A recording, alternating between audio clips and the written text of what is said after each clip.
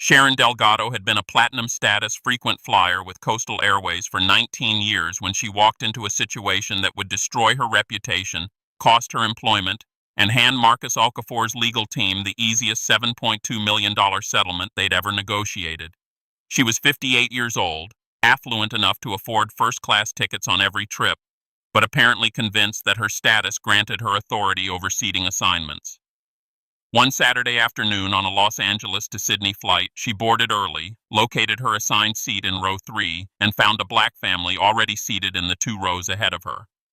What Delgado did next, verbally harassing them, demanding their removal, and refusing to accept the flight crew's explanation, would become proof of how entitlement weaponizes bias and why airline policies protecting corporate executives from in-flight harassment exist for exactly this reason.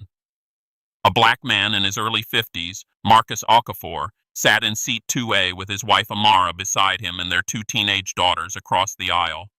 Their boarding passes were visible on the seatback trays in front of them. No disturbance, no rule violation, no confrontation, just a family preparing for a 14-hour international flight. But Sharon Delgado saw them through assumptions so calcified by privilege that she couldn't imagine a black family legitimately occupying premium cabin seats that she believed belonged to people like her. Before we continue, where are you watching from? If this is your first time here, please hit that subscribe button. Stories like these need to be shared, and your support helps us bring more truth to light. Coastal Airways Flight 8847 departed from Los Angeles International Airport every Saturday at 6:38 p.m., a non-stop service to Sydney that attracted business travelers, tech executives, families visiting Australia, and tourists beginning bucket list vacations. The Boeing 787 Dreamliner featured 28 first-class seats in a 1-2-1 configuration, single seats along the windows for solo travelers seeking privacy, paired seats in the center for couples or colleagues traveling together. Row 2 offered some of the most coveted spots on the aircraft, close to the galley for quick beverage service, positioned away from the lavatories that would see heavy traffic during the 14-hour flight, and located for early deplaning upon arrival in Sydney. It was 5:52 p.m. on Saturday, March 14th. Early spring in Los Angeles when temperatures hovered in the low 70s and sunset wouldn't arrive for another hour. The sun angled through the terminal windows at Gate 71B, casting long golden shadows across the jet bridge. Outside on the tarmac, ground crew finished loading cargo containers into the Boeing's belly. Fuel trucks had disconnected 10 minutes earlier after pumping 23,000 gallons of Jet A. Boarding had begun 18 minutes earlier with first-class and platinum elite status passengers called first, followed by premium economy and main cabin zones. The gate agent had already scanned 22 boarding passes, watching passengers file down the jet bridge with rolling carry-ons and duty-free shopping bags. The cabin crew moved through their pre-flight checklist, checking overhead bins for proper closure, distributing amenity kits containing eye masks and socks, offering pre-departure beverages, champagne, orange juice, sparkling water, to first-class passengers. Lead flight attendant Jessica Ramirez walked through the cabin with practiced efficiency, greeting passengers by name when their frequent flyer status appeared on her tablet, ensuring overhead bins were organized, subtly assessing whether anyone might need special attention during the long flight. The cabin smelled like new leather and lemon cleaning solution. Soft instrumental music played through the speakers. Every seat in first class featured a lie-flat configuration, a 15-inch entertainment screen, and power outlets at shoulder height. The kind of Saturday evening where departures ran smoothly, passengers boarded efficiently, and nothing dramatic typically happened. Marcus Okafor had been co-founder and chief operating officer of Coastal Airways for 27 years. 27 years building an airline from 3 leased 737s, serving West Coast routes into a fleet of 89 aircraft flying to 14 countries across 4 continents. He'd spent the first decade of operations negotiating gate leases at secondary airports where slots were cheaper, convincing Boeing to extend favorable financing terms on aircraft deliveries, and personally training flight attendants on customer service protocols that emphasized dignity over deference. He'd instituted policies prohibiting discrimination in all forms, created employee resource groups for underrepresented staff, and championed initiatives that made Coastal Airways one of the most diverse airlines in North America. He'd spent the next 8 years expanding into international markets, establishing code-share agreements with Qantas, Singapore Airlines, and Air France that opened up global route networks. He'd implemented fuel hedging strategies that saved the airline $340 million during the 2008 oil price spike, allowing Coastal to maintain profitability when competitors were filing bankruptcy. He'd overseen the acquisition of 15 regional jets that opened up service to smaller cities across the western United States. He'd negotiated with pilot and flight attendant unions during tense contract talks, earning respect from labor leaders for his willingness to share profits during boom years. The past 9 years had been about innovation and sustainability, launching the industry's first carbon-neutral domestic route between Los Angeles and San Francisco using sustainable aviation fuel and carbon offsets, pioneering biometric boarding technology that reduced gate congestion and improved on-time departures by 12%, creating employee profit-sharing programs that distributed $47 million to staff in 2022 alone, and establishing apprenticeship programs for aircraft mechanics that trained 200 technicians from underrepresented communities. Aviation analysts credited him with transforming Coastal Airways from a regional carrier into a legitimate competitor against legacy airlines. He'd graduated summa cum laude from UCLA's Anderson School of Management in 1994 with a degree in operations management, where he'd been student body treasurer and president of the business school's diversity initiative. He'd then completed an MBA at Stanford Graduate School of Business, where he'd written his thesis on airline deregulation's impact on regional carriers and won the Dean's Award for Academic Excellence. Before co-founding Coastal Airways, he'd worked for Southwest Airlines in route planning and network optimization, analyzing which city pairs could sustain profitable service. He'd then spent 3 years at Delta as a senior analyst in their international division, forecasting demand for transatlantic routes and coordinating with European partner airlines. Industry publications called him a visionary who understood both operational efficiency and customer experience. His board of directors called him indispensable, the operational backbone who kept the airline running while the CEO focused on investor relations and strategic planning. Aviation Week had named him Executive of the Year in 2019, citing his leadership during pilot contract negotiations and his pioneering work in sustainable aviation. The Tuskegee Airmen, Inc. had honored him with their Achievement Award for advancing opportunities for Black professionals in aviation. At 51 years old, Marcus Okafor was exactly where he'd worked 3 decades to be, running day-to-day operations for an airline he'd helped build from nothing, respected across the industry for his operational acumen and ethical leadership, and financially secure enough to afford the first-class cabin he'd personally helped design and continuously refined based on customer feedback. That Saturday, Okafor and his family were flying to Sydney for his daughter Zara's volleyball tournament, the U-17 National Team Championship being held at Sydney Olympic Park. They'd arrived at LAX at 4:30 p.m., checked 2 bags containing tournament equipment, and proceeded through security using TSA pre-check. Okafor had booked the tickets himself 3 months earlier using his employee travel privileges, which granted his immediate family complimentary first-class seating on any Coastal Airways flight with availability. He wore dark slacks, a navy blue polo shirt with the small Coastal Airways logo embroidered on the chest, and comfortable loafers for the long flight. His employee ID badge was in his carry-on bag. He rarely wore it while traveling as a passenger. His wife Amara sat beside him in 2B, dressed in jeans and a cardigan, reading a novel on her tablet. Their daughters, Zara and Naomi, occupied seats 2C and 2D across the aisle, sharing earbuds and watching something on Naomi's phone. They looked like what they were, a professional family traveling internationally for a teenage sporting event. They'd done nothing to attract attention. They'd greeted the flight attendants politely, stowed their bags efficiently, and settled into their seats quietly. But to someone boarding behind them, the Okafor family's presence in first class was impossible to accept, and that person had decided to do something about it.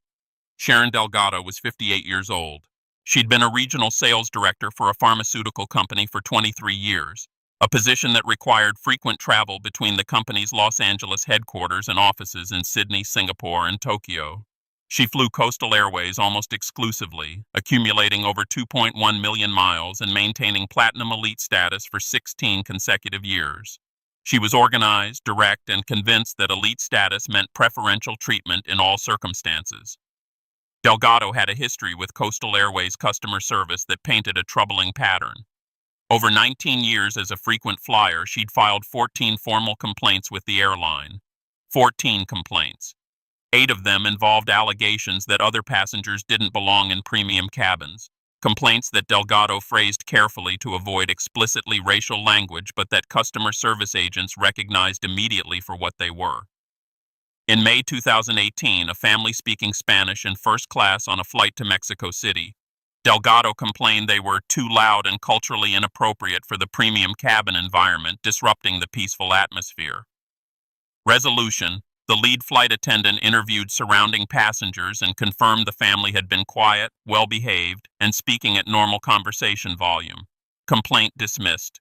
In November 2019, a South Asian businessman in business class wearing traditional kurta pajama, Delgado submitted a formal complaint requesting he be moved to economy, citing security concerns about unfamiliar attire that made her uncomfortable given current global tensions. Resolution: the passenger was Rajesh Patel, Chief Technology Officer of a Fortune 500 company, traveling to a tech conference in Singapore. Security screened him thoroughly upon Delgado's insistence. Nothing was found. Complaint dismissed with note in Delgado's file about inappropriate profiling. In January 2020, a black woman and her young son in first class on a domestic flight from Los Angeles to Atlanta, Delgado insisted their tickets must be upgrades or employee travel, not legitimate full-fare purchases given their appearance and the child's behavior. She demanded verification of payment method. Resolution: the passengers, Dr. Michelle Green, a pediatric surgeon, and her 8-year-old son, had paid $2,400 each for confirmed first-class tickets. The child had been reading quietly. Complaint dismissed with stronger language warning Delgado about discrimination. In March 2021, a Latino family traveling to Cabo San Lucas, Delgado complained about excessive carry-on baggage that violated policies and suggested they were trying to avoid checked bag fees inappropriately. Resolution: the family's bags were measured and found compliant. All passengers had checked bags. Complaint appeared motivated by ethnicity rather than actual policy violation. In June 2022, an elderly Asian couple in premium economy, Delgado requested they be moved, claiming their inability to speak English fluently created safety concerns during emergency briefings. Resolution: both passengers spoke fluent English and had flown internationally for decades. Flight crew noted Delgado's complaint as discriminatory. In October 2022, a black businessman in first class wearing a hoodie and jeans, Delgado submitted written feedback that dress codes should be enforced in premium cabins to maintain appropriate standards. Resolution: Coastal Airways has no dress code policy.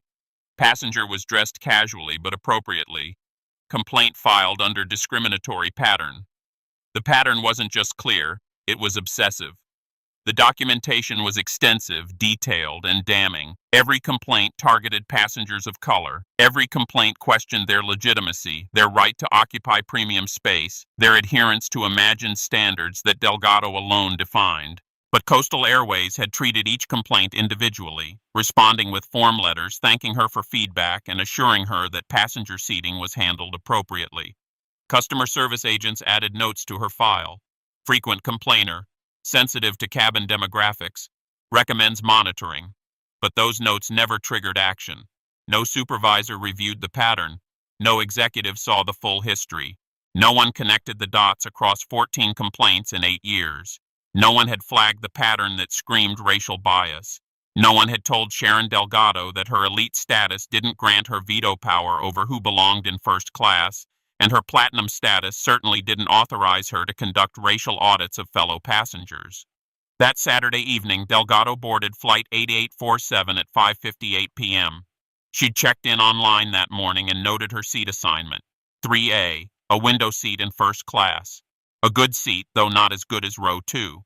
When she walked down the jet bridge and turned left into the first-class cabin, her mind immediately registered something wrong. Row 2 was occupied, all 4 seats.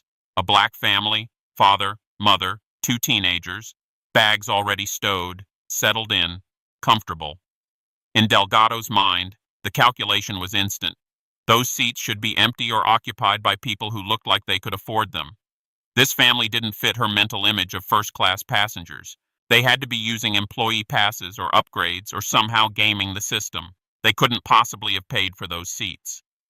She walked directly to row 2, stopped in the aisle, and stared at Marcus Okafor with an expression he'd recognize later in depositions as pure entitlement mixed with disbelief. Do you think frequent flyers should lose elite status after multiple complaints about other passengers based on racial bias? Drop your answer below. Marcus Okafor was reviewing the Sydney tournament schedule on his phone when he became aware of someone standing in the aisle beside his seat.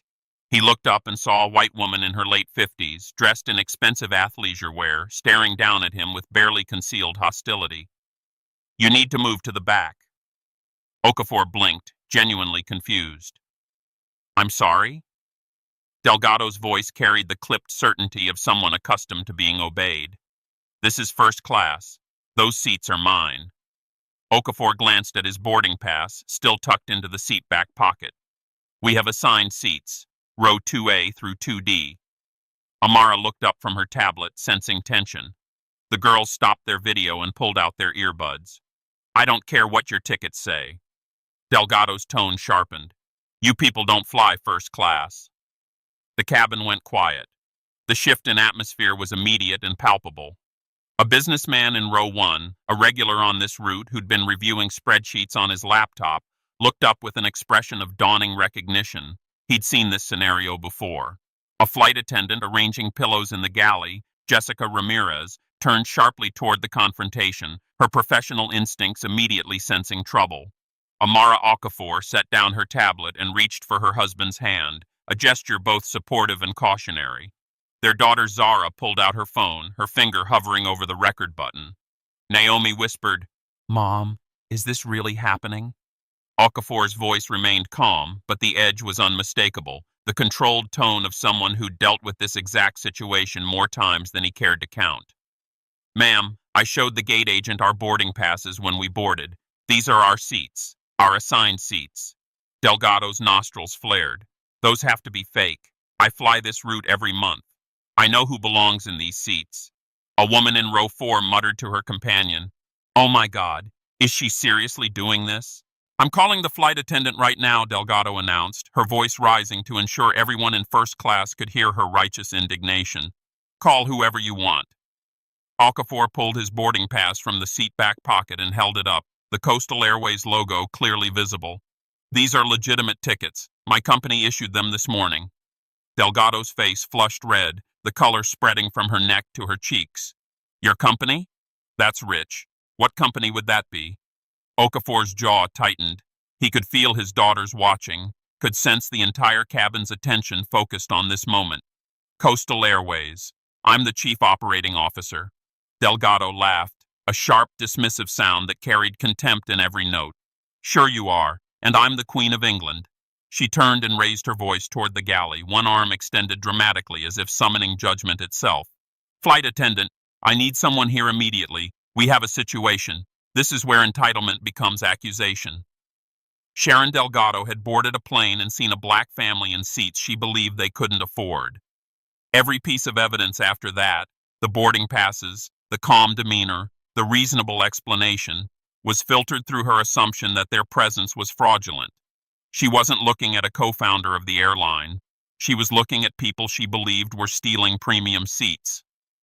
A flight attendant named Jessica Ramirez, a 12-year veteran with Coastal Airways, walked quickly down the aisle. What seems to be the problem? Delgado pointed at the Okafor family. These people are in first class with fake tickets. I need them moved to economy immediately. Ramirez looked at Marcus Okafor, then at Delgado, her professional smile tightening. Ma'am, may I see your boarding pass? Delgado thrust it at her. Row 3A. That's my seat. But these people are in row 2 and they clearly don't belong here. Ramirez examined Delgado's boarding pass carefully, running her finger along the printed seat assignment. Row 3A. That's my seat. But these people are in row 2 and they clearly don't belong here. Look at them. Ramirez's professional composure remained intact, but her eyes hardened slightly at the implication. Ma'am, I need to verify everyone's documentation before making any determinations. She turned to Okafor, her tone respectful. Sir, may I see your boarding passes, please? Okafor gathered all 4 passes from his family and handed them over in a neat stack. Ramirez pulled out her handheld scanning device and processed each one individually. The screen beeped with each scan. Confirmed, confirmed, confirmed, confirmed. 4 first-class seats, rows 2A through 2D, issued under employee travel privileges with executive override authorization, the highest level of booking authority in the Coastal Airways system. Ramirez handed the passes back to Okafor. "Sir, your tickets are completely legitimate. Your family is properly seated in your assigned seats." She turned to face Delgado directly, her voice dropping into the firm but professional register that flight attendants reserve for difficult passengers. "Ma'am, this family is seated correctly in their assigned first-class seats. Your assigned seat is 3A, which is 1 row directly behind them." Delgado's voice climbed an octave. "That's impossible. Check them again. Those have to be employee standby tickets. They shouldn't be in first class." The businessman in row 1 closed his laptop with an audible snap. He'd had enough. "Excuse me," he called out, his voice carrying authority. "She's been standing here harassing this family for almost 5 minutes. Can we please get this flight moving? Some of us have connections in Sydney." Ramirez held up one hand, attempting to de-escalate. "Sir, I'm handling this." "They are employee tickets," Ramirez said, turning back to Delgado and choosing her words carefully. "But they're confirmed first-class seats properly issued through our executive booking system and fully authorized. These passengers have every right to these seats, then they need to be moved," Delgado insisted, her arms crossing over her chest in a posture of immovable certainty. "Employee tickets shouldn't take priority over paying customers. I paid full fare for my seat." A woman seated across the aisle in 3C leaned forward, her Australian accent cutting through the tension. "This is absolutely ridiculous. They showed their tickets. They're sitting in their assigned seats. What exactly is the problem here?" Another passenger in row 5 added, "Yeah, I'd really like to know what rule they're actually violating, because it sounds like the only problem is they don't look like what you expected." Delgado's face darkened further. She ignored the other passengers completely, her focus locked on Ramirez with laser intensity. "I'm a platinum member. I've flown this airline for 19 years. I've earned 2.1 million miles. I'm telling you, as a loyal customer, they don't belong in this cabin." Okafor finally stood. His voice remained level, but his patience was visibly thinning. "Ma'am, I'm Marcus Okafor. I co-founded this airline in 1997. These seats were assigned by my office. We're flying to Sydney for my daughter's volleyball tournament. Now I'd appreciate it if you'd take your assigned seat so we can depart on time." Delgado's laugh was sharp and dismissive. "Sure you did. Flight attendant, I want the captain involved. This is unacceptable." Ramirez pulled out her phone and sent a quick message to the cockpit. She kept her voice professional, but her expression had shifted to something colder. "Ma'am, the captain will be out shortly. In the meantime, I need you to take your seat." Delgado didn't move. "I'm not sitting down until they're removed." Naomi Okafor, 16 years old, pulled out her phone and started recording. The video would later show her mother's hand on her arm, a gentle reminder to stay calm, and her father's face, controlled, weary, and profoundly tired of this exact scenario. Should airlines ban passengers who refuse crew instructions regarding seating disputes? Let me know what you think. Captain Vincent Torres arrived in the first-class cabin 2 minutes later. He was a 28-year veteran pilot, former Navy aviator, and one of Coastal Airways' most senior captains. He'd flown with Marcus Okafor in the right seat during the airline's early years, back when the co-founder occasionally logged flight hours to maintain his commercial license. "What's going on here?" Ramirez briefed him quickly. "This passenger is refusing to take her assigned seat. She's demanding that the family in row 2 be removed, claiming their tickets are invalid." Torres looked at Delgado. "Ma'am, I need you to sit down immediately so we can push back, not until you verify their tickets are legitimate." Torres turned to Okafor. "Sir, may I see your boarding passes?" Okafor handed them over. Torres didn't need to scan them. He recognized the employee code immediately, the same override code he used when booking his own family's travel. But he made a show of checking his tablet, pulling up the passenger manifest. "These tickets are valid." He looked directly at Delgado. "These passengers are seated correctly in their assigned seats. Now please take your seat in 3A or I'll have to ask you to deplane." Delgado's face contorted with outrage. You're protecting them because they're using employee tickets. I pay full fare. Torres's voice dropped to something final. Ma'am, I'm going to explain this once. The gentleman you've been harassing is Marcus Okafor, co-founder and chief operating officer of this airline. He has every right to these seats. You have delayed this flight by 8 minutes. Take your seat now, or you're deplaning. For the first time, Delgado seemed to register the possibility that she might be wrong. Her eyes darted to Okafor, searching for confirmation. Okafor pulled his employee ID badge from his carry-on and held it up. The photo matched his face. The title read, Marcus T. Okafor, Chief Operating Officer. The cabin was dead silent. Torres extended his hand toward Delgado. Boarding pass, please. Why? You're being removed from this flight. You've refused crew instructions, harassed passengers, and delayed departure. Ground crew will escort you off. Delgado's voice cracked. You can't do this. I have platinum status. Your status doesn't grant you authority over seating assignments or the right to harass passengers. Torres gestured toward the door. Let's go. Delgado looked around the cabin as if expecting support.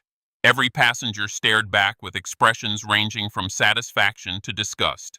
She grabbed her carry-on from the overhead bin and followed Torres up the aisle, her face burning red. As she passed the Okafor family, Marcus said quietly, I'll make sure this is documented in your customer file. Delgado stopped. I'll be filing a complaint. So will I. The cabin erupted in scattered applause as Delgado exited the aircraft. Should passengers who harass airline executives on flights face permanent bans from the airline? Drop your answer. Within 6 hours, the video from Naomi's phone had been shared across Twitter, TikTok, and Instagram with explosive velocity. The 90-second clip had everything social media algorithms prioritized: clear injustice, dramatic confrontation, satisfying resolution. By midnight Pacific time, it had accumulated 847,000 views on Twitter alone. By morning, that number had climbed past 4.2 million across all platforms. The footage showed everything in brutal clarity: Delgado's aggressive posture as she pointed at the Okafor family, her dismissive hand gestures when Marcus showed his boarding pass, Ramirez's professional patience as she verified the tickets 3 times, Captain Torres's arrival and swift intervention, and the pivotal moment when Delgado's face changed, confusion morphing into horror as she saw Okafor's employee ID badge identifying him as the airline's chief operating officer. The audio captured every word: Delgado's accusations, Okafor's calm responses, the supportive comments from other passengers, and her final defeated silence as she was escorted off the aircraft. Platinum status. Karen demands black family be removed from first class. Father co-founded the airline, gets her banned instead. You people don't fly first class. Airline co-founder harassed on his own flight by passenger who thought she owned the cabin. Woman removed from Coastal Airways. Flight after claiming black executives' tickets were fake. He built the airline. She just got banned from the outrage was immediate, intense, and multi-platform. Hashtag Karen gets removed trended on Twitter for 36 hours. TikTok creators posted reaction videos, many pointing out the bitter irony that Delgado's 19 years of loyalty meant nothing compared to harassing the man who'd helped create the airline she supposedly loved. Reddit's Our Justice Served subreddit pushed the video to their front page within hours, where it accumulated 94,000 upvotes and 7,800 comments analyzing every detail of the confrontation. The NAACP issued a formal statement within 14 hours condemning the incident as a textbook example of traveling while black and praising Coastal Airways for their swift action in removing Delgado. Civil rights attorneys contacted Okafor directly, offering pro bono representation if he chose to pursue legal action. The National Association of Black Airline Professionals released a statement noting that even founding an airline wasn't enough to shield black executives from racial profiling and called for industry-wide reforms in how airlines handle passenger complaints. Aviation industry groups took notice. The International Air Transport Association referenced the incident in discussions about passenger conduct policies. Flight attendant unions praised Captain Torres and Jessica Ramirez for their professional handling of a volatile situation, while noting that cabin crew deal with racially motivated complaints far more frequently than the public realizes. Coastal Airways issued a statement within 12 hours.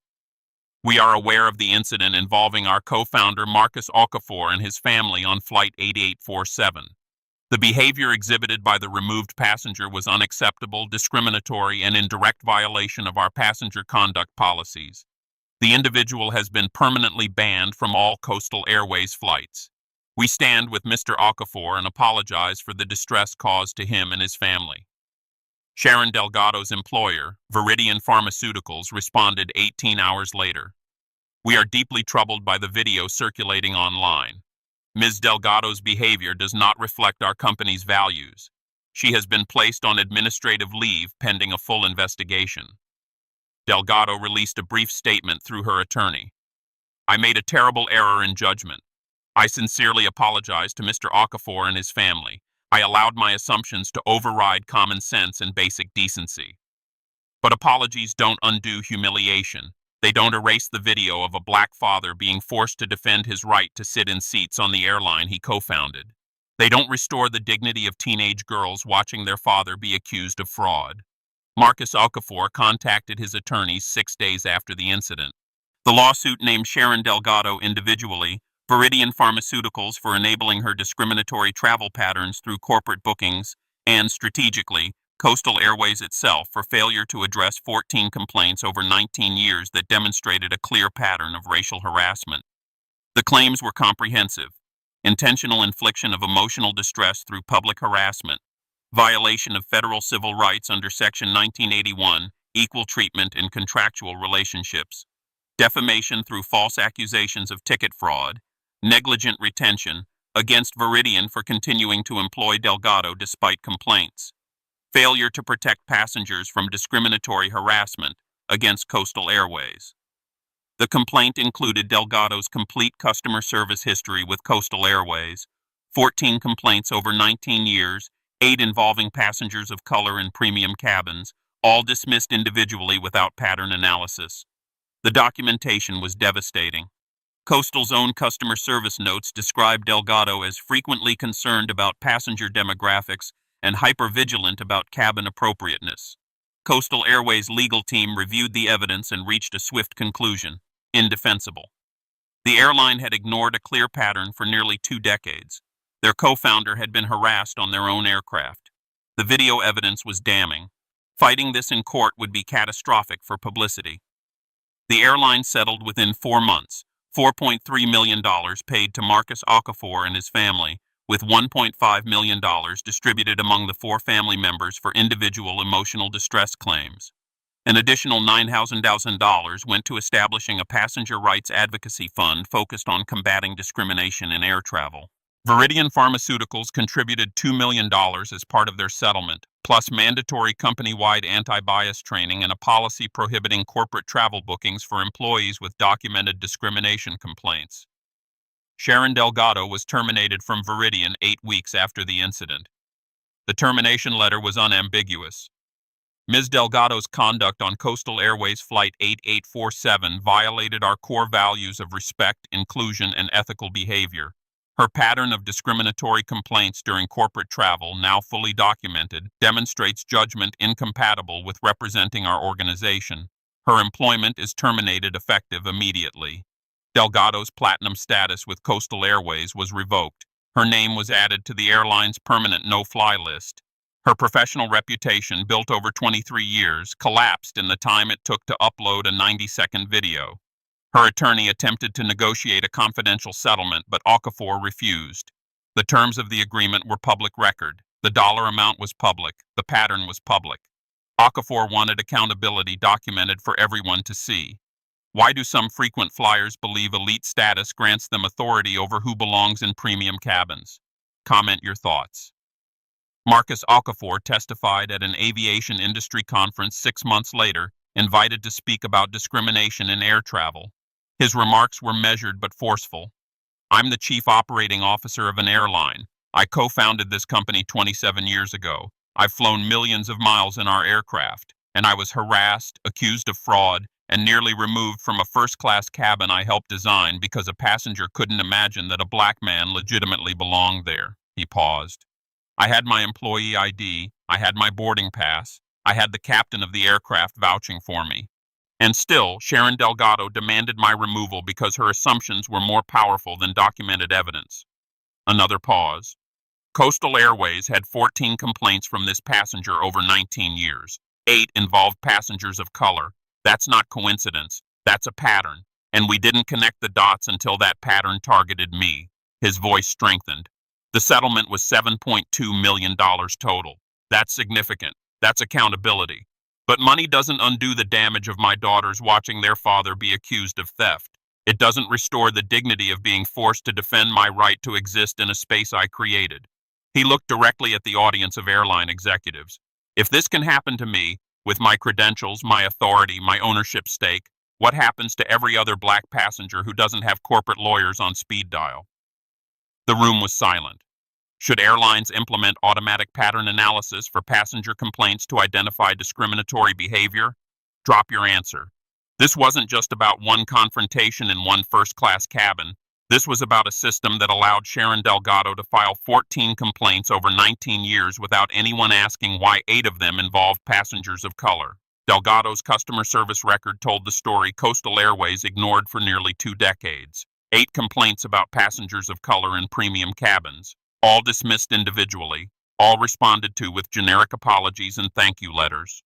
The pattern was clear, obsessively clear, but airlines treated each complaint in isolation, never connecting the dots, never acknowledging that some passengers use customer service systems to enforce their racial preferences. Sharon Delgado's career is over. That's consequence. The settlement paid $7.2 million. That's accountability. Her name is permanently banned from Coastal Airways. That's enforcement. But settlements don't undo the humiliation of being challenged in front of your children. They don't restore the dignity of proving you have a right to occupy space you literally own. They don't erase the message that even founding an airline isn't enough to protect you from assumptions about where you belong. The real question is, what changes now? Do airlines finally implement automated pattern analysis that flags passengers after 3 complaints involving racial bias instead of waiting until a complaint targets an executive? Do corporations finally audit their employees' travel behavior for discrimination patterns before those patterns destroy their reputations? Do we finally acknowledge that elite status and customer loyalty don't grant anyone authority to police who belongs in premium spaces based on their race? Because if we don't fix the systems that let Sharon Delgado accumulate 14 complaints without consequences, if we don't address the culture that taught her that black families in first class must be fraudulent, then we're just waiting for the next entitled passenger, the next harassed family, the next viral video. Comment if you believe this should be policy. Airlines must implement pattern analysis for passenger complaints, automatically flagging and reviewing any customer who files 3 or more complaints involving allegations about other passengers' right to their assigned seats. And if you think these stories need to be told, if you believe accountability starts with documentation and change starts with public pressure, then hit that subscribe button. We're not stopping. We're going to keep exposing the patterns that systems ignore until they target someone powerful enough to fight back. We're going to keep demanding that customer service departments recognize discrimination disguised as quality concerns. This isn't just about one co-founder, one frequent flyer, or one family. It's about all of us and the world we choose to accept when we board a plane.